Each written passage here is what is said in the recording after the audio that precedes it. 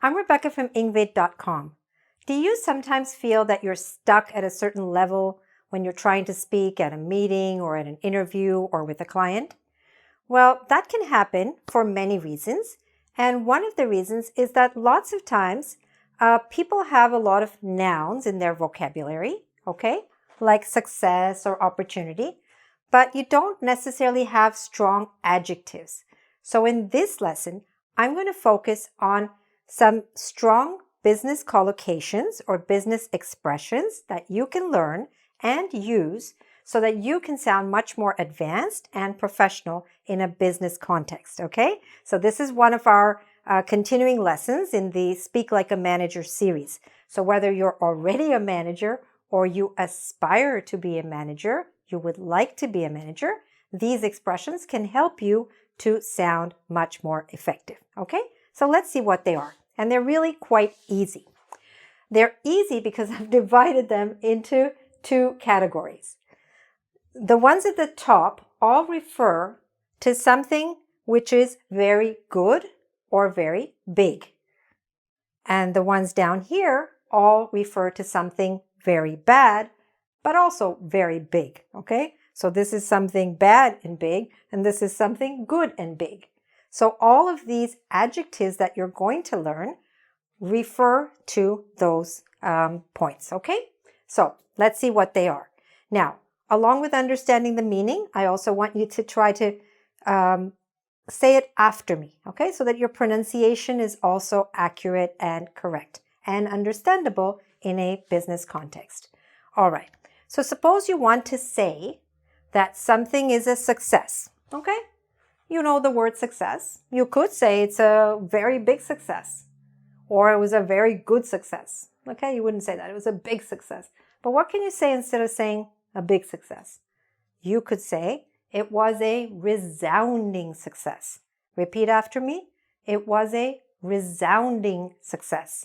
Resounding means very big, gigantic, enormous. Okay? But this is an expression that is used together. These two words are often used together. When two words are used together like that, it's called a collocation in English. That means people expect to hear these two words together, okay? And it makes sense to them when you use that expression right away. They get it, they understand. And they also understand that your English is pretty good, okay? All right, so a resounding success means a big success. Now, let's say you're talking about an opportunity. And again, you want to say that it was a very good opportunity. But instead of just saying very good or very big, you can say it was a golden opportunity. Say it after me, a golden opportunity. So again, golden, you can understand, that means like beautiful, fantastic, amazing, beautiful, right? So it was a golden opportunity, okay? A great opportunity, very good opportunity, all right? Now, suppose you're talking about a choice that somebody made. Okay, they made a choice, they made a decision. All right, and you could say, you want to say that it was a very good choice or a very good decision. So instead of saying very good, you can say, you made a wise choice. Say it after me. You made a wise choice. Good. All right. For wise meaning very smart, very intelligent. Okay. It's a little bit more than just saying very good. So you're also communicating better ideas, higher level ideas, deeper ideas. Okay? Next, suppose you want to say that somebody gave you really good advice. So instead of saying very good advice or really good advice, you can say, my parents always gave me sound advice. Okay? Or my manager gave me sound advice. Now that might sound a little strange to you because sound, isn't that about things that we hear? Sound? Yes, that's a very common meaning of the word sound. But sound can also mean very strong, very good, very solid, okay?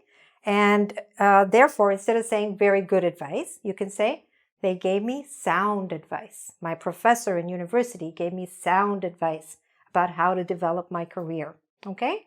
Or the campaign was a resounding success. Getting this job was a golden opportunity, okay? He made a wise choice to continue his education.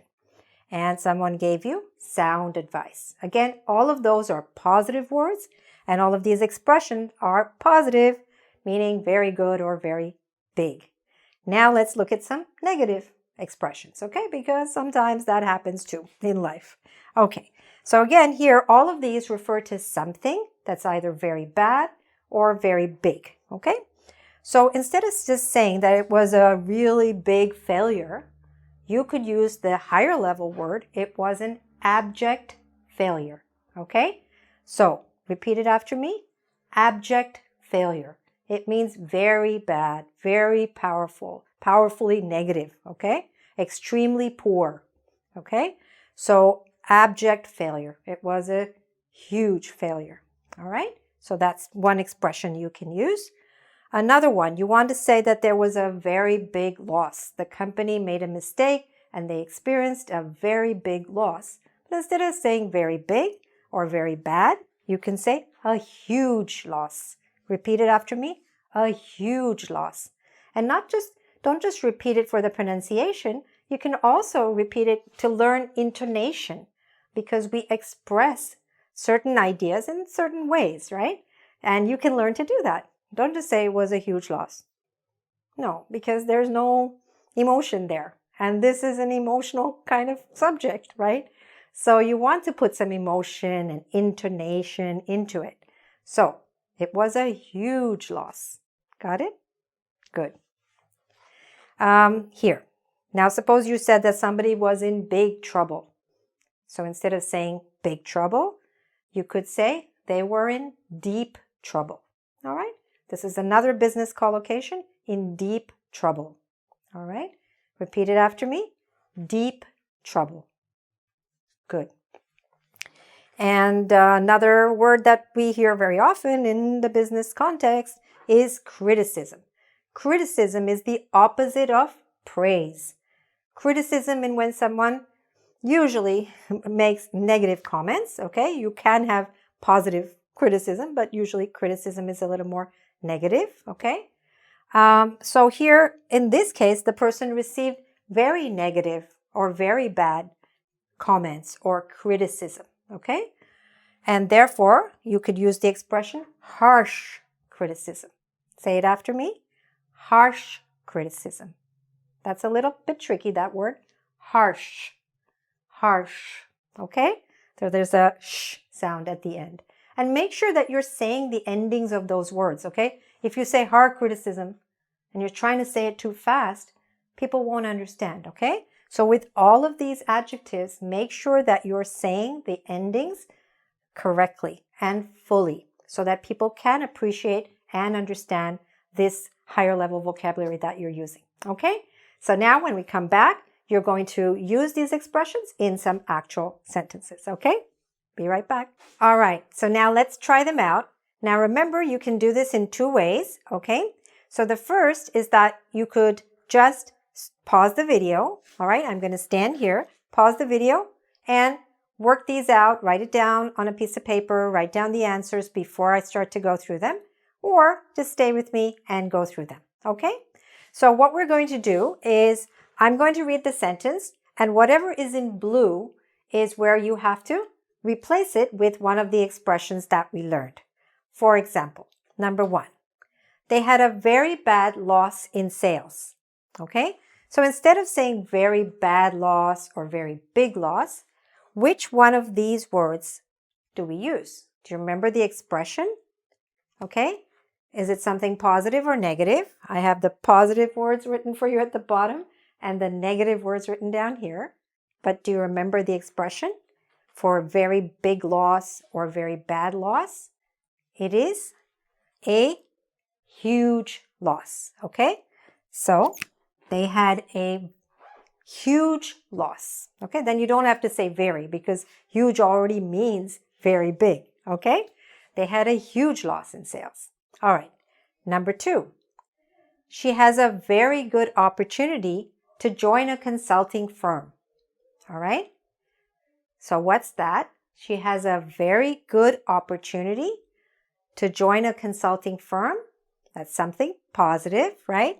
So we can say she has a golden opportunity. Very good. Okay, I hope you got that. So just sort of say them to yourself, right?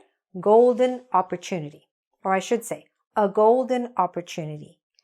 A huge loss. Okay, good. Number 3, my supervisor gave me very good advice. So what's that? Instead of saying very good advice, what's the expression we can use? My supervisor gave me sound advice. Okay, it's down here. It's among the positive. Okay, sound advice means very good, strong advice, solid advice. Okay, all right. Number 4, their law firm is in very big trouble. That's something negative. It's going to be one of the words down here. So what do we say? What's that business collocation for very big trouble? It is deep trouble. Okay? Their law firm is in deep trouble. Very good. Okay, are you with me? Good. Number 5, completing your MBA was a very good choice. All right? So what can we say instead of very good choice? A better expression is a wise choice. Good. Okay, that's down here. Okay, instead of very good choice, a wise choice. Next, number 6. The new policy was a very big failure. So which strong word can we use to describe something that's extremely poor, extremely bad? What's that word? Abject. Okay, this one. Not object, but abject. Okay, there's an A there. There's a short A sound when we say the word abject. Okay, don't be afraid to open your mouth. Say abject. It was an abject failure. Okay, so that's over here. All right, abject. Number 7. Our sales campaign was a very big success. This is good news, right? Your sales campaign was a very big success. However, you want to express yourself more effectively than that and more powerfully than that. So you're going to use the expression not very big success, but which word? A resounding success. Okay? Now remember, when you're saying this word, even though it's written with an S, that S has a Z or Z sound. Resounding. Okay? Say it after me. Resounding success. Good. All right. Now you're not only using the right word, but you sound correct. All right. Good. Number 8, the general manager, GM, the general manager received very bad criticism for his comments. Okay. So what's very bad criticism? Which expression could we use? We could say the one that's left, which is here, harsh. The general manager received harsh criticism. Okay? Very good. I hope you got those. And if not, don't worry.